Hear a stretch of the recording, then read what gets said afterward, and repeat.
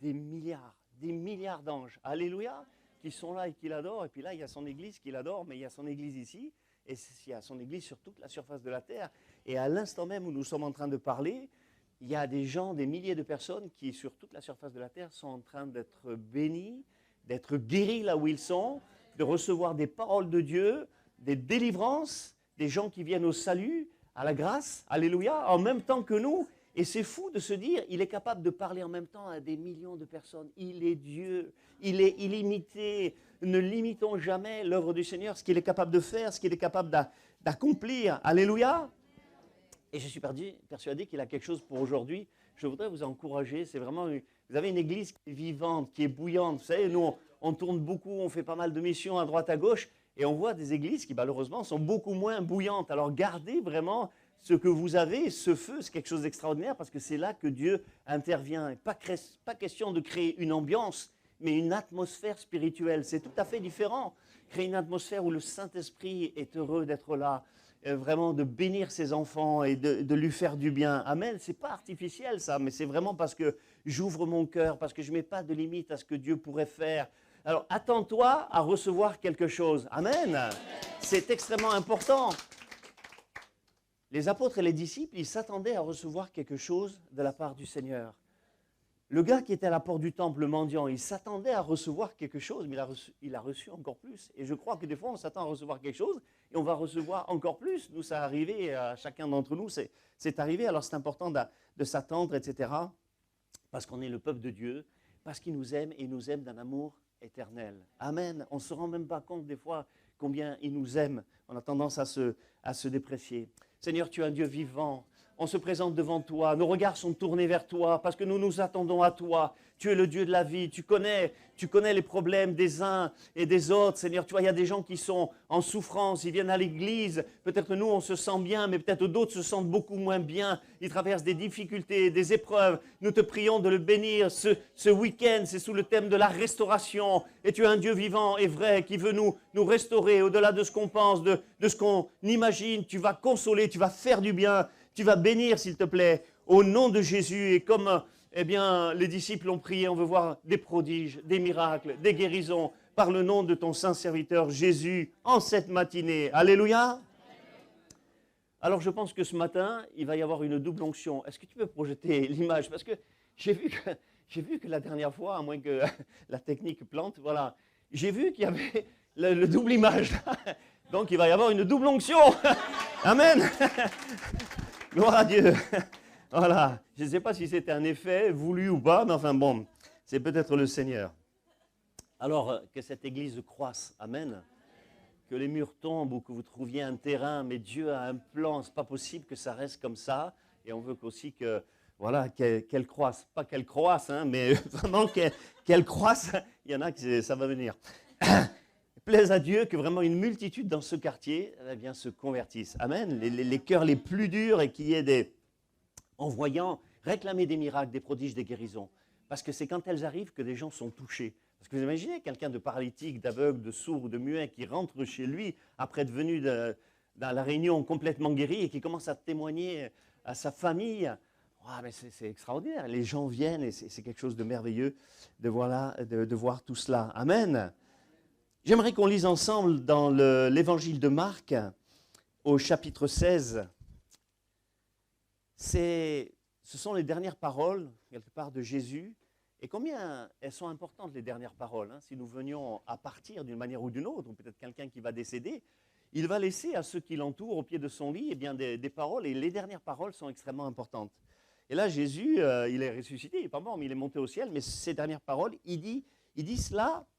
Marc 16, il leur dit, allez par tout le monde et prêchez la bonne nouvelle à toute la création. C'est ce qu'on doit faire. Hein. Celui qui croira et qui sera baptisé sera sauvé. Celui qui ne croira pas sera condamné. Voici les miracles qui accompagneront ceux qui auront cru. Qui? Ceux qui auront cru, c'est chacun de nous. Alléluia. En mon nom, ils chasseront les démons, ils parleront de nouvelles langues, ils saisiront des serpents. S'ils boivent quelques breuvages mortels, il ne leur fera point de mal. Ils imposeront les mains aux malades, les malades seront guéris. Le Seigneur, après leur avoir parlé, fut enlevé au ciel, il s'assit à la droite de Dieu. Ils s'en allèrent prêcher partout, et écoutez bien, et le Seigneur travaillait avec eux. Alléluia, ils n'étaient pas tout seuls. Il était encore présent par son esprit. Et il confirmait la parole par les miracles qui l'accompagnaient. Donc la parole doit toujours être accompagnée de miracles parce que Jésus est là. Ce n'est pas parce qu'un gars a une super onction, mais parce que c'est la parole de Dieu qui doit accompagner. Et ça se fait. Et des fois, il y a certains qui arrivent et quand on demande à l'imposition des mains, il y a plein de gens qui vont venir se faire imposer les mains, croyant que c'est forcément lui qui a une onction particulière, ce qui est faux. Et des fois, il y a des filles, j'ai vu dans des grandes églises, il y a des anciens qui sont là pour prier parce qu'il y a trop de monde ou parce qu'on les appelle, et les gens vont tous vers le serviteur de Dieu, enfin ceux qui peuvent, voilà. Mais c'est même pas normal ça, à la limite, vous voyez? Parce que le miracle, c'est Dieu qui l'accorde. On est d'accord avec ça? Et c'est ceux qui auront cru. Déjà, tu as parlé en langue, tu as cru, tu parles en langue, c'est déjà un miracle. Voici les miracles, ils parleront de nouvelles langues. Donc si tu as commencé à parler en langue, le reste des miracles peut venir également sur ta vie. Et il faut véritablement le croire, c'est tellement important. Amen. Il confirmait la parole par les miracles qui l'accompagnaient. Ah.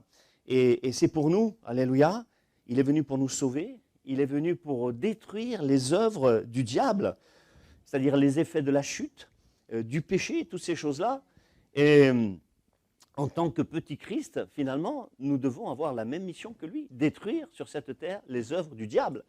Et lorsqu'on prêche la parole de Dieu, tu es en train de détruire les œuvres du diable. Quand on annonce l'évangile, quand on témoigne dans les rues, tu détruis les œuvres du diable. Parce que quelqu'un qui est pris par les ténèbres, tu vas détruire ce que le diable a fait. Hein, en annonçant la vérité, les personnes vont se convertir. Quand tu prophétises, il y a eu des prophéties, il parlait en langue, des interprétations ce matin, là tu détruis les œuvres du diable, parce que souvent Dieu donne des solutions, des bénédictions, etc. Donc c'est extrêmement important d'être ce petit Christ qui veut aussi guérir les malades.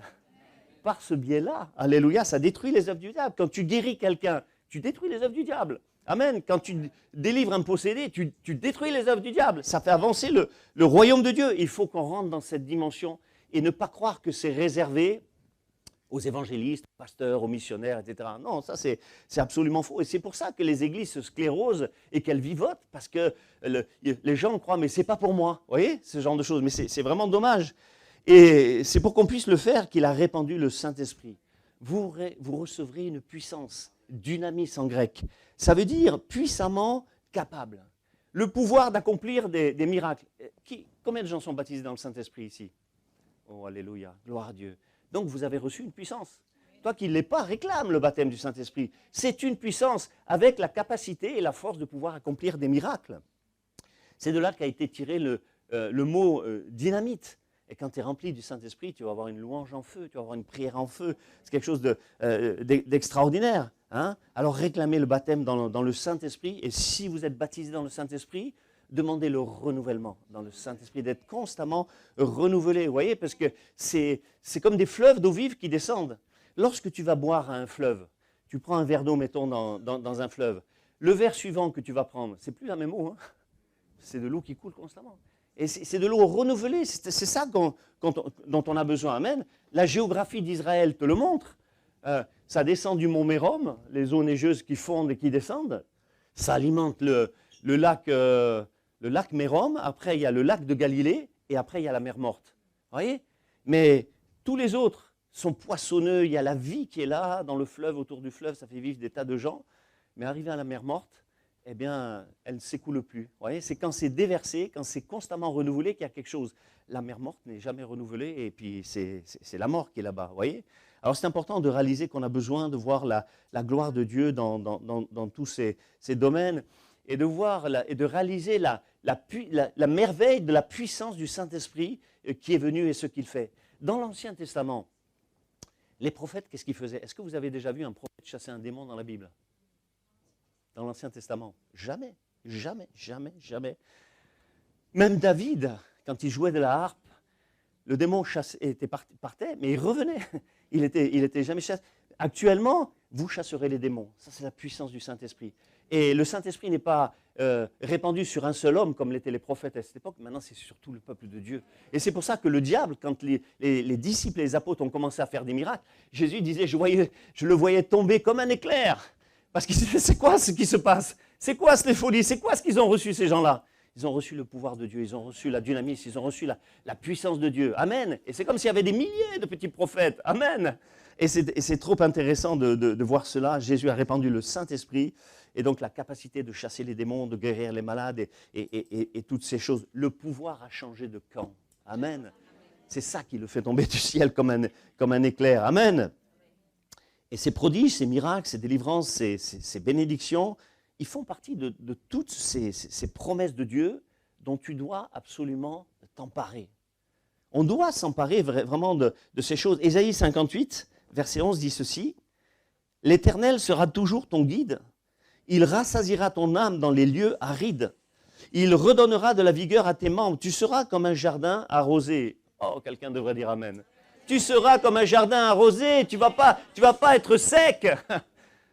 Ah, comme une source dont les eaux ne tarissent pas. Le ruisseau de Dieu, il est plein d'eau. Et c'est important, ce mot s'emparer, vous voyez, s'emparer. Parce que c'est plus que de dire simplement je désire, je voudrais, oh, j'espère, oh, si Dieu pouvait. Non, non, empare-toi, ce sont les violents qui s'emparent du royaume des cieux. Amen. Et c'est vraiment important de réfléchir à cela. Et regardez ce que dit Jésus. Réfléchissez. Si vous aviez de la foi comme un grain de sénévé, vous diriez à cette montagne, ôte-toi de là et jette-toi dans la mer. Et à ce figuier ou à ce sycomore, jette-toi et plante-toi. Vous imaginez un arbre qui va se planter au fond de l'eau? Mais réalisez ce qu'il dit. Vous diriez, pas priez et faites-le, vous diriez, ayez la foi de Dieu. La foi de Dieu. Amen. Et c'est vraiment important, la foi sans laquelle il est impossible de lui être agréable, comme dit l'Épître aux Hébreux. Et c'est finalement dans cette dimension de foi que Dieu voudrait nous amener et qu'on est appelé à évoluer, à exercer dans cette dimension. Et dis-le à ton voisin, c'est à ça que Dieu t'appelle. C'est à ça que Dieu t'appelle. Voilà. Convainc-le. Et c'est pour toi, c'est pour toi, c'est pour toi. C'est pour toi qu'il a dit, vous ferez les choses que j'ai faites. Wow, les choses que j'ai faites. Mais vous en ferez encore de plus grandes. Oh là là. Mais ce n'est pas vraiment ça qu'il a voulu dire Jésus. Les théologiens, c'est pas vraiment ça. Mais si, c'est ça qu'il a voulu dire Jésus. C'est ça, c'est ça. Et Paul, il criera, affectionnez-vous aux choses d'en haut. Réclamez les choses d'en haut. Cherchez à aspirer aux dons spirituels. Cherchez à en posséder combien? Abondamment. Abondamment. Alléluia. C'est ça que l'Église de Jésus-Christ doit demander et est appelée à vivre, à réclamer et à s'emparer. Vous voyez? S'emparer. Voilà. Et plus l'Église va croire et reprendre ce qui lui appartient, et il va se passer des choses extraordinaires. Vous voyez? Et les gens vont cesser d'aller chez les voyants et les magiciens et les augures et les cartomanciens, etc. C'est parce qu'ils ne trouvent pas ces choses finalement dans l'Église. Vous avez vu à Crans-Montana, là, c'est ces gens qui ont été brûlés, tellement de gens, c'est une catastrophe terrible. Annoncer publiquement à la télévision que les médecins et les chirurgiens disent aux gens d'appeler les coupeurs de feu. Les coupeurs de feu, mais ça existe les coupeurs de feu. Hein. Même Apocalypse 14, je crois, parle d'un ange qui avait le pouvoir sur le feu. Et il y a des anges de Dieu, des anges déchus qui ont gardé des choses ils ont été chassés, mais ils ont gardé certaines choses, vous voyez. Et le pouvoir sur le feu, mais pourquoi? C'est l'Église qui devrait le faire. Quand on prie, on est allé avec Dylan, on est allé en mission, c'était en Eswatini. Un monsieur est venu, et j'ai la photo, il est complètement brûlé à 70%, pratiquement sur tout le corps des brûlures. Il ne peut pas supporter un vêtement sur lui et tout ça, la douleur est énorme. Et là-bas, pas de crème, pas de médecin, pas de morphine, rien du tout. On a prié pour lui au nom de Jésus, plus de douleur. Ce n'est pas les chrétiens qui doivent être les coupeurs de feu. Mais vous allez dans les hôpitaux et les gens, vous avez, quand j'étais à Saint-Étienne, il y avait marqué sur le mur les adresses des coupeurs, les téléphones des coupeurs de feu. Parce que les médecins, ils ne comprennent pas c'est quoi, ils sont incrédules. Ils vont dire, bon, c'est pas magique ou quoi que ce soit, mais ils constatent que quelqu'un qui a eu des brûlures, même par radiothérapie ou quoi que ce soit, pour un cancer du sein ou de l'estomac, les gens sont brûlés, etc. Le coupeur de feu, des fois, même au téléphone, ça se fait. Mais c'est occulte, c'est diabolique. Et tu ne te rends pas compte, la personne qui le fait, sans s'en rendre compte, elle est liée. Elle sera un jour redevable de ce qu'elle a demandé. Le diable, il reprend toujours, il te donne d'un côté, mais il va prendre de l'autre. Voyez? Mais ça doit être le rôle de l'Église. Ne laissons plus ne laissons plus ces voyants avoir de la puissance. Seigneur, aveugle-les, tous ces voyants qui sont dans cette ville, tous ces magiciens, etc. Que l'Église prenne vraiment le pouvoir. Alléluia. Jésus a permis à Méshach, Shadrach et Abednego, vous vous souvenez, qui ont été jetés dans la fournaise ardente, de même pas être brûlés. Les liens, pof, ils sont tombés, ils n'ont pas été brûlés, ils étaient dans la présence de Jésus-Christ. Alléluia. Et ils ne sentaient même pas le feu. Et l'Église a besoin de ça. Allez et guérissez les malades. C'est ça qu'a dit le Seigneur. Allez guérissez les malades. Et c'est parce qu'il nous a donné les moyens de le faire que nous devons le faire. Je ne peux pas dire, mais Jésus n'est pas un homme pour mentir ou un fils d'homme pour se repentir. C'est ça que dit la parole. Alors s'il nous dit de telles choses, est-ce que ce n'est pas ce qu'on devrait accomplir? Oui, et on doit en être totalement persuadé, parce que même Paul dira, le royaume de Dieu ne consiste pas en parole, mais en puissance. En puissance.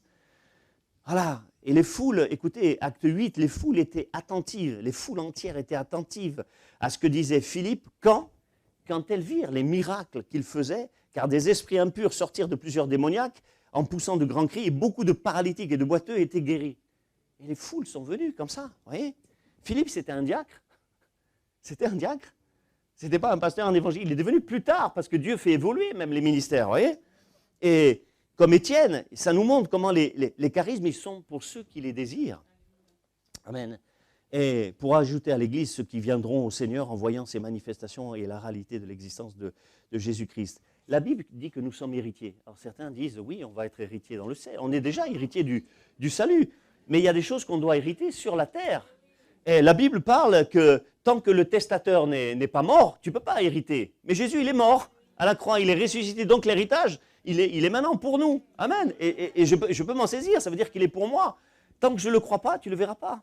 Tu ne le verras pas. Qu'il te soit fait selon ta foi. Mais si tu as une foi qui ne croit pas, la foi incrédule, ben, ça existe, hein, malheureusement. Voilà, c'est ça. Mais nous, on a reçu le Saint-Esprit pour entrer dans les dons. Et s'il nous demande de les aspirer, c'est pour qu'on les reçoive. Et pour qu'on les demande, pour qu'on ait soif de ces choses-là. Vous savez, dans l'Apocalypse, au chapitre 22, je crois, il y a une traduction qui dit, nous, dans nos versions secondes, il est écrit que celui qui a soif vienne. Mais vraiment, dans l'Apocalypse, il est écrit que l'homme assoiffé s'approche. Ah, j'aime cette version. Que l'homme assoiffé s'approche. Alléluia. Oh, c'est tellement important de vers cela, parce que ça va bénir l'Église. Ça va, je sais pas, manifester la gloire de Dieu sur cette terre. Et ça va confirmer l'Évangile par les miracles et les prodiges. Est-ce que vous êtes toujours avec moi là? Ouais, alléluia, amen. Je commence à avoir chaud. Je ne sais pas si c'est l'onction ou quoi, mais non, il fait chaud ici. Peut-être les deux, hein, je ne veux pas être incrédule. Hein. Alors maintenant, on va rentrer vraiment dans le message. Est-ce que vous êtes prêts? Alléluia. Je n'ai même pas besoin de demander si vous êtes chaud. Vous êtes chaud. Je vois, ça se sent. Hein. Le titre de mon message ce matin, c'est « Il vient te libérer ». Il vient pour te libérer. Alléluia. Parce que force est de constater que dans tous les déplacements que l'on fait, en France, mais parfois à l'étranger, parce que je suis allé au Pérou, qui a vécu un réveil il y a pas mal d'années, où les églises sont redevenues plan-plan, voyez, il y a beaucoup de personnes qui n'arrivent pas à rentrer dans la dimension dont je suis en train de parler, voyez, pour beaucoup de raisons. Des raisonnements qui sont terribles. Je crois que c'est d'origine diabolique, voilà. Une pensée qui a influé. Des gens qui disent, ne sont pas sûrs d'eux et disent, c'est pas pour moi. C'est pas pour moi. Je ne suis pas un ancien, je ne suis pas un diacre, mais c'est pour toi. C'est pour toi, vous voyez. Ils n'arrivent pas à rentrer à cause de ce raisonnement. C'est pour les pasteurs, c'est pour les évangélistes, c'est pour les missionnaire. Mais on a vu Philippe et Étienne, on vient d'en parler, donc on sait que c'est pour chacun et pour tous ceux qui auront cru. Parfois aussi, il y a certaines personnes qui se déprécient, vous voyez. Elles se déprécient, voilà. Et, ah, mais non, Dieu il va pas me donner à moi, il va donner peut-être à quelqu'un d'autre, mais à moi, il donnera pas, vous voyez. Et il y a plein d'autres choses comme ça qui peuvent empêcher, qui peuvent arrêter l'œuvre de Dieu. Et Paul voulait prévenir ces choses qui peuvent arrêter les gens. Il va dire aux Galates notamment, qui vous a arrêté? Dans certaines versions, qui vous a, comment il dit, fasciné? Mais tu regardes le grec, baskaino, ça veut dire qui vous a ensorcelé. Qui vous a ensorcelé pour vous empêcher de saisir l'héritage. C'était envoûté même le terme, hein, dans le grec. C'était une œuvre de l'ennemi pour les empêcher justement de saisir l'héritage que Dieu veut te confier, cet héritage de grâce et de puissance que Dieu voulait communiquer. Cette volonté de l'héritage, on retrouve ça dans le psaume 83 où l'ennemi va dire, vous voyez, le fait de s'emparer, le diable va dire « emparons-nous des demeures de Dieu ». Emparons-nous des demeures de Dieu. Littéralement en hébreu, c'est dépossédons-les de leur héritage. C'est ça qu'il veut faire le diable. Il veut te déposséder de ton héritage, c'est-à-dire que tu ne puisses pas hériter de choses dont tu devrais hériter sur cette terre, en croyant que c'est peut-être pour plus tard ou en croyant que ce n'est pas pour toi. Mais ça, c'est un mensonge du diable. Il faut le faire taire, hein, au nom de Jésus qui se taise. Prends possession de ton héritage. Littéralement, dans le grec, ça veut dire aussi, dans l'hébreu, ça veut dire rendons les pauvres. Rendons les pauvres. Et le diable, il veut nous rendre pauvres, il veut rendre des églises pauvres. Il y a des églises où il ne se passe rien, il n'y a pas de délivrance, il n'y a pas de guérison, il y a très peu de conversion. Est-ce que c'est normal? Parce que c'est l'église de Jésus-Christ. Est-ce que c'est normal? Non, parce qu'il faut qu'on le prêche, bien sûr, on doit être dans la parole. Alors, moi, je fais très attention. Je suis fan du surnaturel, de ce que Dieu est capable de faire, parce que Dieu est surnaturel. Il dit, la chose arrive, il ordonne, elle s'accomplit. Il dit, un chêne qui pousse ici, pof, il n'y a pas de problème pour Dieu. Amen. Mais seulement le problème, c'est de ne pas croire que ces choses pourraient arriver. Et le danger, c'est de devenir mystique. Nous devons être, on en parlait avec votre pasteur ce matin, avec Samuel, le tout, c'est d'être fondé sur la parole de Dieu. Vous savez, il y a des gens qui disent, moi j'ai eu une révélation, mais sa révélation qu'il a, ou la vision, ou ce qu'il a eu, ça ne cadre pas avec la parole de Dieu. Ça ne correspond pas à ce que l'Écriture enseigne. Et ça, il faut le mettre de côté. Mais si tu n'es pas ancré dans la parole, tu vas devenir mystique si tu as soif du surnaturel. Mais si tu as soif du surnaturel et que tu es ancré dans la parole de Dieu, tu vas rester dans le naturel de Dieu. Et nous, on a vu en Afrique, vous pouvez demander à ma femme le nombre de délivrances, de guérisons, des choses qu'on a vues, mais exceptionnelles. Et dans tous les pays, que ce soit en Afrique du Sud, à Madagascar, etc. Parce que des gens qui ont eu la foi, Dieu accomplissait les choses, mais ça n'avait rien de mystique. Absolument rien de mystique. Quand on est allé à Madagascar, on avait des médecins qui sont venus avec nous, qui étaient chargés de ces gens qui n'ont pas d'argent, de pouvoir aller chez un médecin et d'avoir des médicaments. Et juste après, ils sortaient, on avait une salle et nous, on priait pour eux. Et le premier jour, ça s'est passé et tous ceux qui sont sortis de chez les médecins pour qui on a prié ont été guéris, sourds ou autres. Alors il dit, demain, on va faire différemment. On va d'abord prier pour les malades. Et s'ils sont encore malades, ils vont chez les médecins. S'ils ne le sont pas, ils n'iront pas. Voyez, parce que Dieu fait des choses incroyables. C'est le Dieu surnaturel, ça veut dire sur le naturel. Vous savez, les apôtres, ils ont dit, comment ça dit, sur les choses visibles, nous croyons, voilà, il dit que tout ce qui est visible a été créé à partir de choses invisibles. C'est pas de la folie, ça? Comment tu peux expliquer ça? Tout ce qui est visible a été créé à partir de choses invisibles. Il y a de l'invisible. Moi, je suis persuadé qu'ici, il y a des anges qui sont là. Des choses que tu ne vois pas. Quand on est allé dans certains endroits, certaines maisons, tu vois les assiettes qui volent, les chaises qui se lèvent, etc., les portes qui claquent, comme dans l'Exorciste. Mais ça arrive. Et ça, c'est de l'invisible. Mais tu ne le vois pas, mais tu vois l'assiette qui vole. Vous imaginez, il y a des choses qui se passent dans l'invisible. Et moi, je suis obligé de croire. Alors, quand Dieu me dit de croire certaines choses, je le crois. Quand je vous disais que quand j'ai eu l'œil crevé, là, j'ai eu les paroles qui sont sorties et qui flottaient. Mais c'est du miracle, ça. Dieu fait ce qu'il veut, quand il veut, avec qui il veut. Et surtout avec celui qui croit ce que sa parole dit, sans tomber dans le mysticisme. Attention, mais on est là. C'est ça qui est bien dans le peuple de Dieu. C'est qu'on peut arrêter les excès. Vous voyez, en disant à quelqu'un peut-être de se calmer gentiment, jamais publiquement, mais en le reprenant à part. Et c'est important vraiment de le faire. Et moi, je prie Dieu. Je dis, Seigneur, j'ai vu beaucoup de choses avec toi, vraiment beaucoup de choses, mais je ne veux pas tomber dans le mysticisme, jamais, jamais. Je ne veux pas le surnaturel à tout prix. Je veux ce que tu veux, toi. Parce que le diable, il est fort pour nous faire dévier. Il y a pas mal d'hommes de Dieu qui ont dévié, malheureusement, parce qu'ils se sont laissés aller dans certaines choses. Je ne citerai pas certains, mais voilà, qui ont vu comme un ange, mais en fait, c'était un démon. Le diable, il se change en ange de lumière, et il a fait dévier le gars qui est tombé dans l'occultisme, quoi, quelque part. Alors, il faut vraiment faire attention. Et j'aimerais vraiment vous parler de ce que Dieu veut libérer ce matin. Peut-être libérer ton entendement. Que tu crois que Jésus est capable de faire quelque chose. C'est important. Quand on commence à croire, il se passe des choses. Il se passe des choses. Sinon ça bloque. Et le diable, il va essayer de nous faire rester dans ces raisonnements dont je suis en train de vous parler. Vous voyez ? Essayer de nous garder dans une situation peut-être de péché. Peut-être dans une situation d'addiction qui ne plaît pas au Seigneur, qui va l'empêcher même d'agir à cause de cela tant qu'on ne s'en débarrasse pas. Voyez ?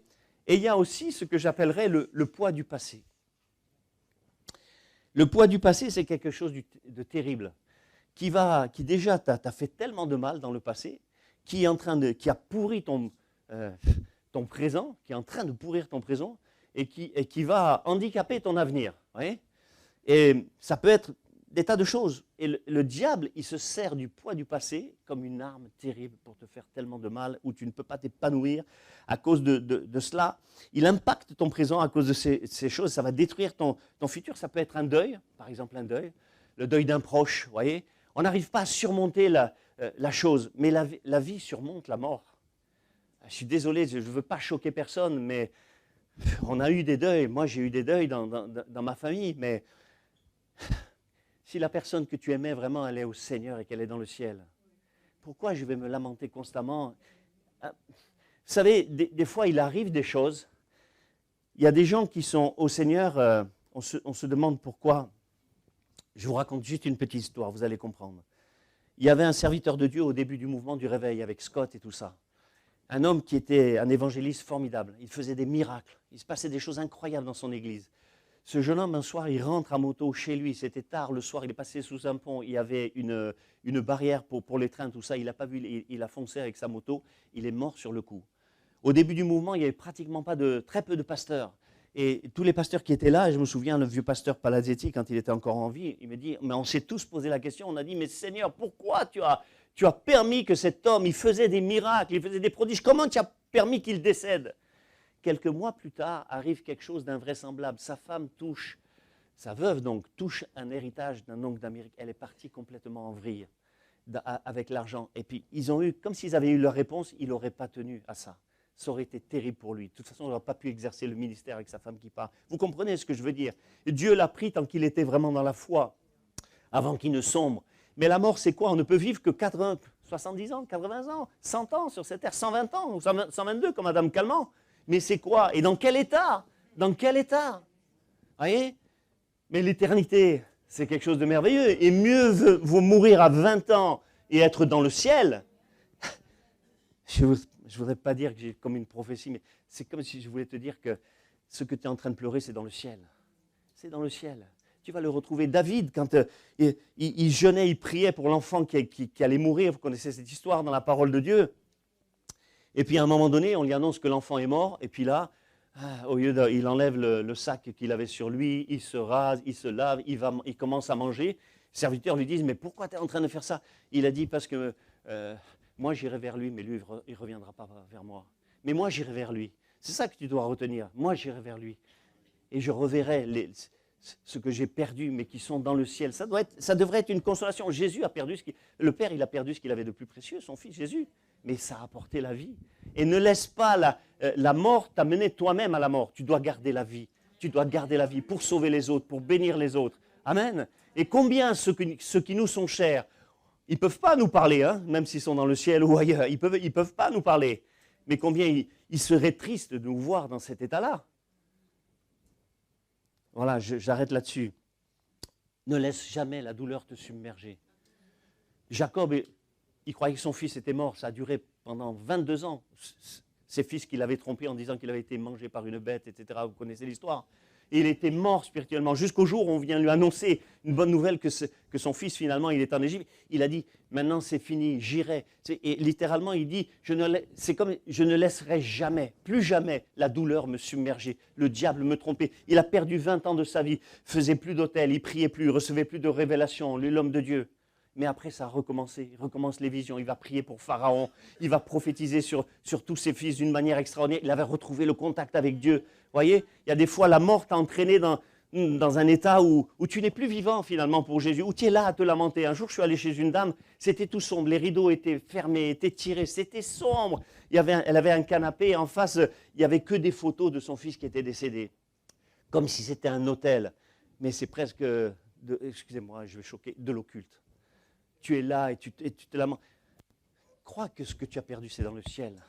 Ouvre les fenêtres, laisse la vie pénétrer, parce que la vie, elle est encore en toi. Dieu t'a gardé la vie pour que tu transmettes la vie.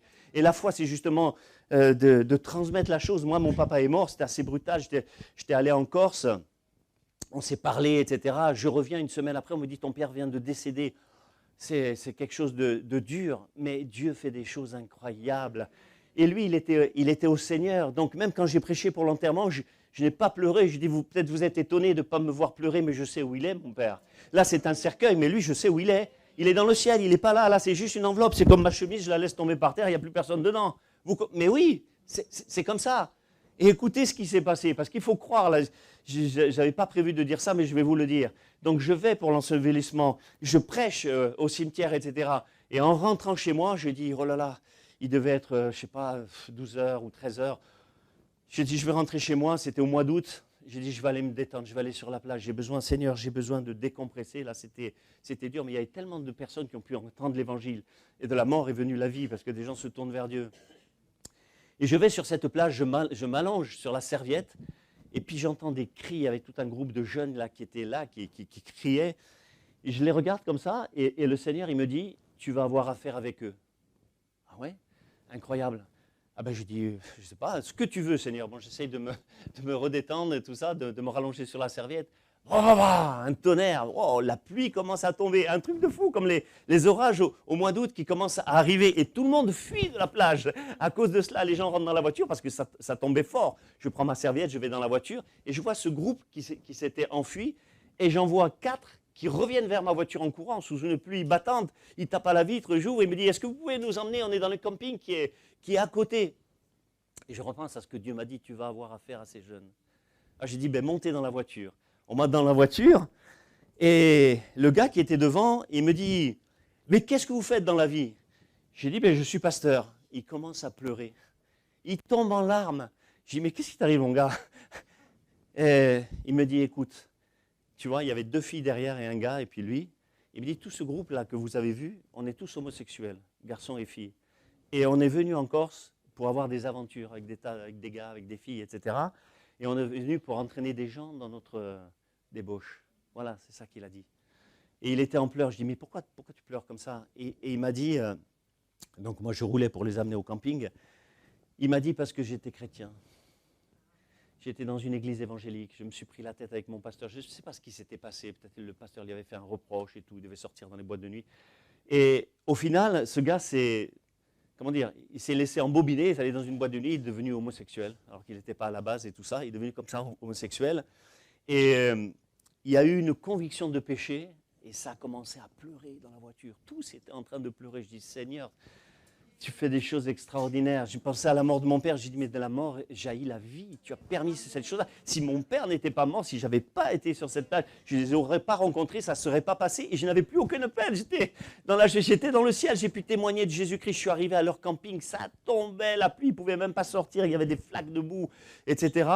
Mais une tempête comme j'en ai rarement vu, et on a pu parler. Et les filles qui commencent à pleurer, oui, et lui aussi, il dit, quand on le fait, on prend du plaisir à le faire, mais après on est comme dégoûté. Et on ne se sent pas bien, on sait qu'on n'est pas bien avec Dieu, etc. Le gars, il m'a dit, on reprend l'avion. On reprend l'avion. Dès qu'on a les billets, là, on reprend l'avion, on repart. Je veux aller dans l'église, je vais amener mes amis dans l'église. Tu vas avoir affaire avec ces jeunes. Amen. Et je voudrais te le dire, de la mort jaillit la vie. De la mort jaillit la vie. Alors, j'ai encore un petit peu de temps. Voilà. N'hésite pas à me dire, hein, tu fais juste ça, je vais comprendre. Une fois qu'il y a un pasteur qui me mais je ne regardais pas en fait. Non, je vais te regarder, tu fais fort. Voilà. Alors ça peut être le deuil, la séparation, ça peut être un divorce, des choses qui nous ont vraiment traumatisés. Ça peut être des années et des années que ça s'est passé. Parfois, tu n'étais pas encore converti, mais ces choses sont encore là en toi. Et puis, c'est peut-être le harcèlement scolaire, enfin des choses comme ça qui t'ont traumatisé. Et peut-être des parents, voilà. Et ça peut être des abus de plusieurs sortes. Alors, il y a les abus moraux, c'est-à-dire des parents, ne faites surtout jamais ça, qui vont faire des préférences entre les enfants. Ou alors des parents qui vont mépriser, parce que même des fois, quand tu vis des blessures émotionnelles, des fois tu vas retransmettre ces choses-là. Et des enfants, va dire aux enfants, mais tu es un bon à rien, tu es un nul, tu n'y arriveras jamais. Mais c'est des paroles destructrices. Et tu t'en rends pas compte, mais ça va suivre toute la vie la personne, le garçon ou la fille. Et j'ai vu des gens dans les églises, un de mes amis, j'étais pas chrétien, hein, j'allais chez lui, sa mère disait, t'es un bon à rien, elle était russe, elle parlait pas bien le français, elle disait, va toucher le chauffage. Le chauffage. Voilà, et elle l'insultait constamment, tu arriveras jamais à rien, t'es un nul. Le gars, il s'est converti, je l'ai amené à la foi quand je me suis converti. il est toujours dans l'église, vous voyez, mais il a du mal à saisir les choses de Dieu. Il a du mal à croire que Dieu pourrait l'utiliser à cause de toutes ces choses qu'on a dit. C'est nul parce que ton père te dit ça et on t'annonce que Dieu est ton père. Tu fais comme une sorte de transfert et certains voient Dieu comme un, je sais pas, avec un couperet, un Dieu méchant. Mais notre Dieu, il est plein d'amour, il est plein de compassion, voulant libérer les gens de tout ce dont le diable, dès l'enfance, les a enfermés. Et puis vous avez les abus physiques. Alors des fois, c'est les coups. Hein. Les gens ont été battus. À mon époque, des fois, c'était la ceinture, le martinet. Je me souviens, à une époque où mon père était sorti, avec mes deux sœurs, on a pris le martinet, on a coupé toutes les lanières, juste le bois. Mais bon, on a mal fait parce que le bois se fait plus mal. Bon. Et puis, il y a certainement les abus qui sont les plus terribles, ce sont les abus sexuels. Et je vous assure, vous pouvez demander à mon épouse, on tourne dans beaucoup d'églises, le Saint-Esprit à chaque fois me met à cœur de parler de cela. Et dans la restauration, c'est extrêmement important. On a vu dans des églises, des fois, mais c'est rare qu'il n'y ait jamais rien. Je n'ai jamais vu ça. 5, 10, dans certaines grandes églises où il y avait 700 personnes, là, j'ai vu plus de 40 personnes venir à l'imposition des mains. Des gens qui tombaient par terre. Bam! À l'imposition des mains. Ils commencent à crier. Ce ne sont pas des démons, ça. Hein. Ce n'est pas des démons.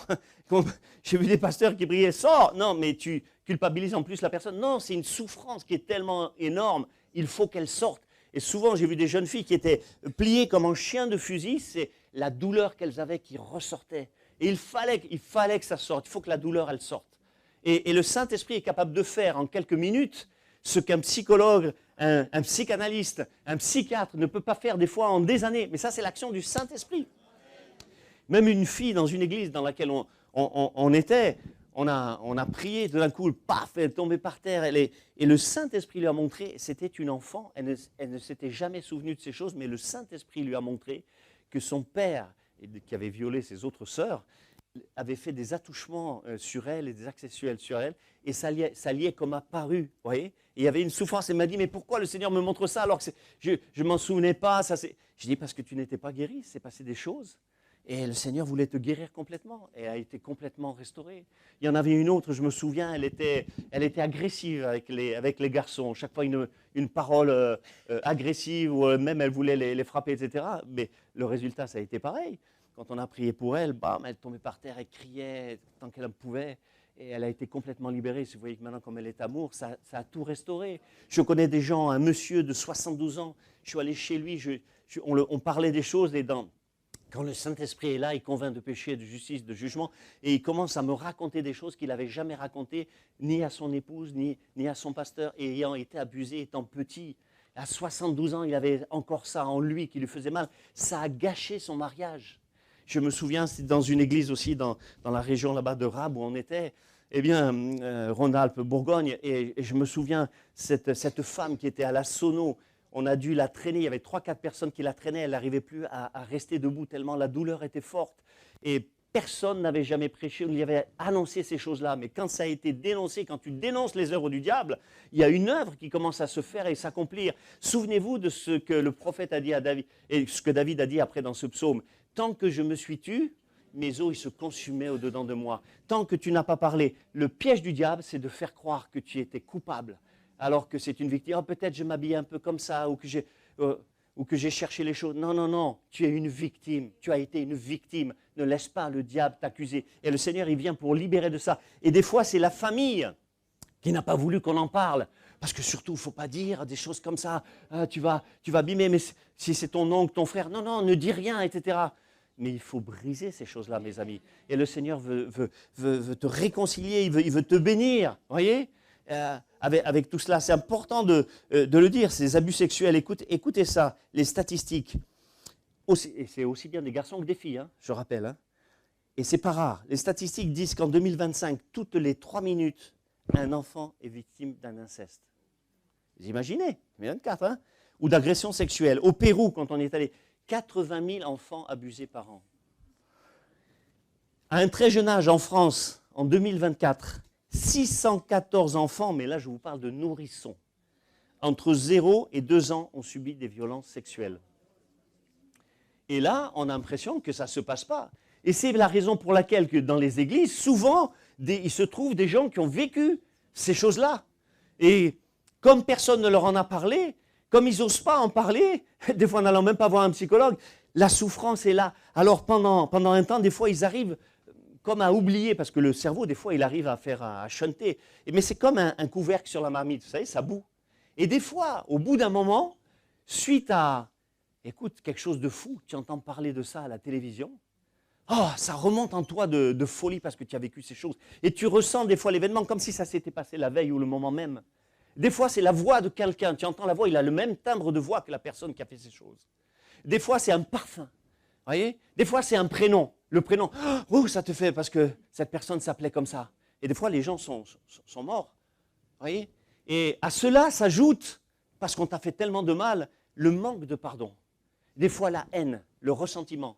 Et vous savez quoi? Je vous dis, on a vu des personnes possédées à cause de ça. Tellement la haine était forte pour la personne. Elle n'a pas réussi à s'en débarrasser. Ça ouvre des portes, je vous assure. Chez d'autres, ils ne sont pas possédés, ce sont de véritables chrétiens, mais il y a comme des liens. C'est comme une oppression qui est là. Et le diable qui les maintient parce que la bouche fermée, je n'ai pas osé le dire. Ou tu vas rester sur ta chaise, j'ai pas osé. Mais si la délivrance est là, est-ce que j'ai à avoir peur? Est-ce que j'ai à avoir honte? On n'est pas des enfants de Dieu. On veut être délivrés de toutes ces choses qui nous ont fait tellement de mal. Et moi, je peux te dire que c'est le jour, c'est le moment où jamais, où tu peux être délivré de ces choses parce qu'on est dans le week-end de la restauration. Et ce n'est pas un homme qui fait ces choses, mais c'est Jésus-Christ, le Dieu vivant et vrai. Amen. Et c'est important de le dire. Des fois, la femme ne l'a jamais dit à son mari. Des fois, c'est le mari qui n'en a jamais parlé à sa femme. Par honte. Par honte. Mais pourquoi par honte? C'est toi qui as provoqué les choses? C'est toi qui les as faites? Non, non, non. On t'a obligé. On t'a fait du mal. Et ça, il faut le dénoncer. Et quand la personne vient, c'est comme si elle dénonçait publiquement. Le diable, il perd ses armes. C'est comme les chaînes sont brisées, les liens sont coupés, la personne est libérée parce qu'elle a osé parler. Alléluia! Plus jamais tu vas me maintenir dans cette douleur, dans cette souffrance, dans cette haine, dans ce manque de pardon, parce que tu as besoin, avec la libération, de rentrer dans le pardon. J'étais à Saint-Étienne il n'y a pas longtemps, je prêchais, mais je ne prêchais pas sur ça. Hein. Il y a une onction de l'esprit qui est venue sur l'auditoire et une femme qui était dans la rangée, paf, elle est tombée de son siège, elle a commencé à hurler, on l'a amenée à côté. Et vraiment, le Seigneur m'a dit, voilà, ma sœur, je sais ce qui t'arrive, moi je sais ce qui t'arrive. Maintenant, il y a une chose que je vois en toi, le Seigneur me parlait, il me dit, c'est le manque de pardon. Ce que tu as subi, c'est horrible, tu n'es pas coupable, etc. Mais là où tu es coupable, où tu es coupable, comprenez-moi bien, c'est que tu n'as pas réussi à pardonner. Et combien je le comprends, parce que quand on t'a fait tellement de mal, des fois, c'est trop fort, tu n'arrives même pas à pardonner, c'est trop dur. Mais le Saint-Esprit est là pour nous amener au pardon. On a prié, j'ai dit, maintenant le Saint-Esprit sur toi, il va faire la chose. Oh, elle a commencé à parler en langue. Elle était, voilà, libérée, parce que le Saint-Esprit fait ça. Et là, c'est comme un coup de hache, pam, qui est donné sur les chaînes ou sur les liens, et tout d'un coup, c'est coupé. Tu es comme une autre créature, comme quand on s'est converti, une nouvelle créature. Alléluia! Où je peux vivre de manière épanouie, je peux prier de manière épanouie. Ces choses ne me reviennent plus jamais. C'est comme si des fois tu avais une blessure auparavant qui est purulente. À peine tu la vois ou à peine tu la touches, ça fait tellement mal. Mais quand le Saint-Esprit te guérit, ce n'est plus qu'une cicatrice. Alléluia. Alors tu as une mémoire, tu vas te souvenir que la chose a eu lieu. Mais moi je me souviens, j'ai eu des rages de dents de malade. Parce que je n'avais pas été chez le dentiste, j'avais tardé, et paf, tu as la rage de dents le samedi. Tout est fermé, c'est horrible. Lundi, mais jamais je vais pouvoir tenir. Bon, on a prié, paf, c'est parti. Alléluia, quelle puissance. Mais une fois que j'ai été guéri, mais je ne me souviens même plus de la douleur que ça fait. Ça vous est jamais arrivé, ça? Je ne me souviens plus de cette douleur. J'ai eu la cheville cassée, mais je ne me souviens plus de la douleur que j'ai eue quand je suis resté pendant je ne sais pas combien de temps avec des vis dedans, etc., jusqu'à ce qu'on me les enlève. Mais maintenant que c'est réparé, je ne vois plus que la cicatrice, mais ça me fait absolument plus mal. Je peux courir. Alléluia, c'est ce que veut faire le Seigneur. Et il ne faut pas que tu laisses passer ces choses-là, et c'est très, très important, parce que c'est tellement destructeur pour ceux qui ont subi cela, même des années après, et d'autres, c'est des fois toute la vie que dure ce calvaire. Et tant que tu vas te taire, ça continuera. Ça continuera. Alléluia. Et ceux qui ne le vivent pas, cela, parce qu'on n'a pas tous vécu ces choses, et heureusement, ils ne peuvent pas comprendre. Ils ne peuvent pas comprendre. Mais moi qui ai vu ces gens souffrir, Je lui dis, mais Seigneur, c'est pire qu'une blessure, c'est pire qu'une main coupée. C'est un cœur qui saigne en permanence. C'est un cœur qui souffre, une douleur qui est là tout le temps, voyez? Et c'est vraiment horrible. Ça t'empêche de t'épanouir. Ça affecte tes traits de caractère. Tu peux devenir caractériel. Tu peux devenir agressif. Peut-être il y a des femmes, elles sont agressives avec leur mari. Le mari ne sait pas parce qu'elle ne lui a jamais dit. Alors qu'il aurait pu, avec tant d'amour et de compassion, lui dire « mais je t'aime, ce sont des choses passées, moi ça ne m'affecte pas si tu me le dis, je veux te donner encore plus d'amour. » Amen. Et certains croient que l'autre, si je lui dis, il va me voir différemment. Mais tu es une victime, bon sang. Et le diable, c'est ça qu'il faut casser ça. Amen.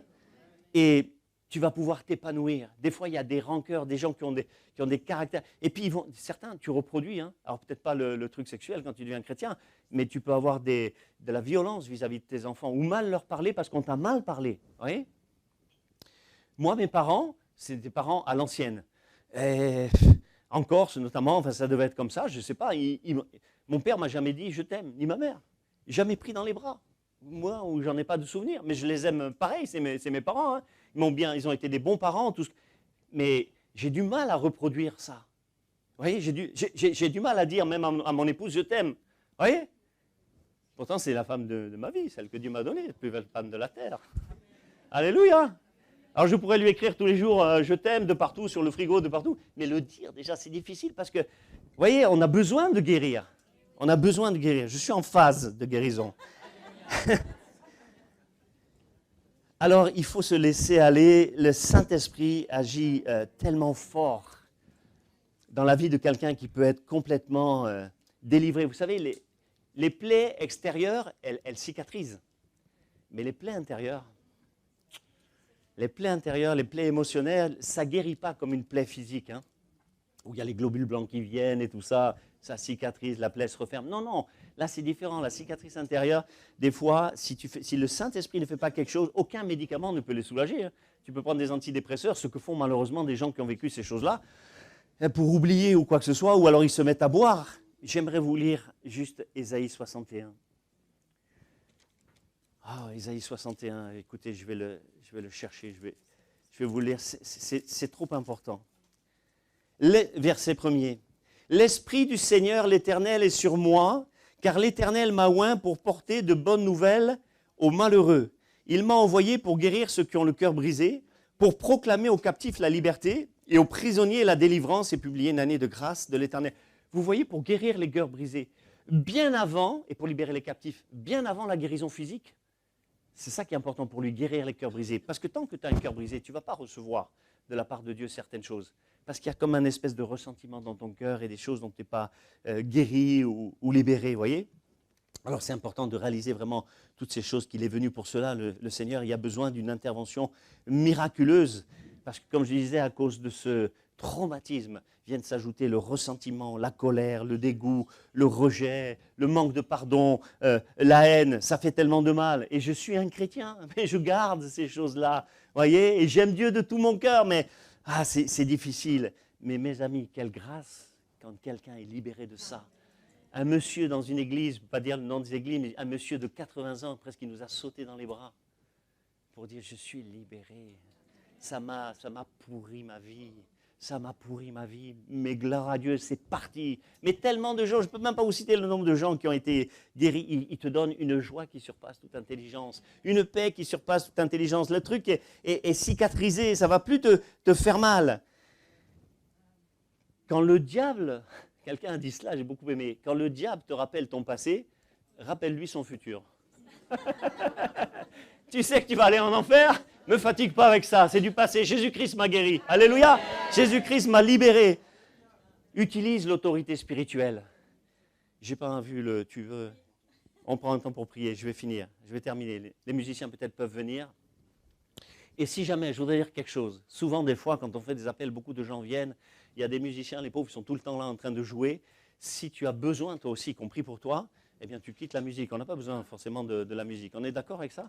Donc, pour moi, ça ne posera pas vraiment de problème. Il y a l'autorité aussi spirituelle. C'est tellement important. Certains en sont départis.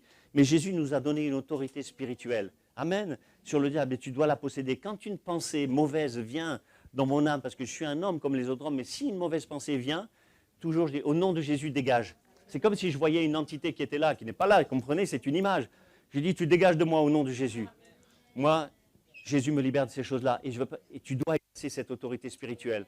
Vous savez, un jour, un grand serviteur de Dieu, Smith Wigglesworth, il enseigne sur l'autorité. Et puis le lendemain, il va prendre son bus, il voit une dame qui vient à côté de lui, et son petit chien dans le cottage suit la femme, et elle dit, retourne, parce que le bus venait, et puis elle s'est énervée, le chien ne voulait pas, dégage! Et le chien, il est parti, excuse-moi, frère. Je t'ai fait peur. et le chien est parti, et il a dit, vous avez compris ce que j'enseignais hier, c'est ça, c'est ce que vous avez fait. Le diable, il doit partir. Amen. Et il faut agir avec vérité, etc. Il redonnera de la vigueur à tes membres. Il ressaisira ton âme. Il rassasiera ton âme dans les lieux arides. Tu seras comme un jardin arrosé, comme une source. Hein, je veux le répéter, comme une source dont les eaux ne se tarissent. Quelle promesse merveilleuse. J'aimerais te dire que des jours nouveaux arrivent. Alléluia. Une nouvelle saison arrive. Ta libération arrive. Certaines personnes qui sont ici et qui sont bien, qui n'ont jamais vécu ces choses, se disent, bon, mais est-ce que c'est important de parler de ces choses? Oui, c'est important de parler de ces choses. La joie arrive parce que Jésus est le réparateur des brèches. C'est ça que dit la Bible. Ce n'est pas un pasteur qui est le réparateur des brèches, mais c'est Jésus-Christ. Et tu vas devenir le prédateur et non la proie. Et j'aimerais te dire que si tu es guéri complètement, ce que je crois de tout mon cœur, tu vas devenir un instrument de Dieu pour guérir d'autres personnes. Parce que tu vas lui dire, moi j'ai souffert comme toi pendant tant d'années, jusqu'un jour où le Seigneur m'a dit de me libérer de ces choses. Et il m'a libéré de ces choses. Et tu vas être une puissance dans le service pour bénir les uns et les autres. Si tu es guéri, si tu l'acceptes, alléluia, le pouvoir a changé de camp. Voilà le ministère qui veut nous confier ce matin pour les uns et les autres. Et je pense que je veux prier pour que l'onction tombe ce matin, pour qu'il y ait des victoires sur le péché, sur les addictions, sur la maladie, sur tous ces problèmes du passé, quels qu'ils soient. On a parlé des coups, des abus moraux, des abus sexuels. Il y a tellement de choses. Et que le Saint-Esprit descende. Et vraiment, si Dieu t'a parlé par rapport à un de ces sujets, mais particulièrement les abus sexuels, viens sur le devant. J'aimerais qu'on baisse nos yeux, nos têtes, on ferme nos yeux, on reste dans la présence de Dieu pour respirer.